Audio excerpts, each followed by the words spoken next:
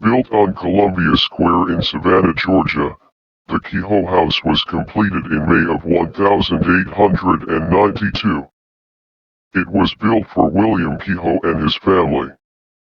They lived in the house for a number of years with their children. It is known that some of their children passed away inside of the house. With children having passed away in the home, it is no coincidence that the ghosts of children are some of the most reported ghostly occurrences in the house. One of the stories that won't die, despite being debunked pretty heavily, is the story of two of the Kehoe children getting stuck in the chimney. If you believe the rumors, they were never able to escape and died in that chimney. The story goes that one day, Mrs. Kehoe came home to find two of her children missing. In a panic, she looked everywhere, but they were nowhere to be found. Sometime later, something smelling bad in the house. This led the Kehoe family to look in the chimney, where they found the bodies of these two children. Fortunately, this never happened. But the fact still remains that many people who have stayed at the Kehoe house have experienced paranormal happenings that involve the ghosts of children. So, what is going on here?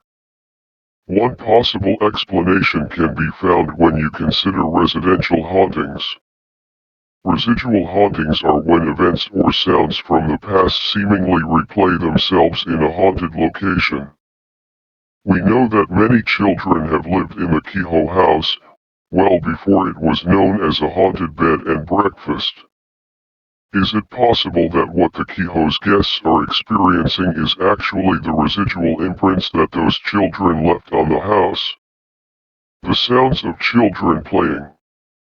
This makes us believe that when it comes to the ghosts of children at the Kehoe house, that a residual haunting is happening here. Another ghostly experience that occurs at the Kehoe house is the smell of perfumes from an age past have also been noticed wafting their way through the hallways or bedrooms of this haunted Savannah bed and breakfast. Now, being able to explain away some of the hauntings at the Kehoe house doesn't explain some of the other hauntings and encounters with ghosts in the Kehoe house.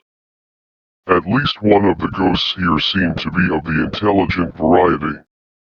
An intelligent haunting is one where the ghost/spirit/entity appears to recognize the living and can interact with them.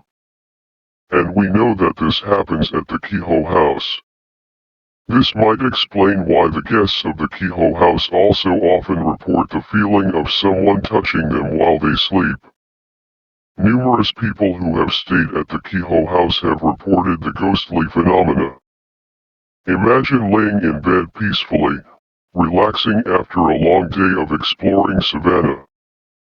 The next thing you know, you feel a phantom hand on your head. Or maybe it grabbed your arm,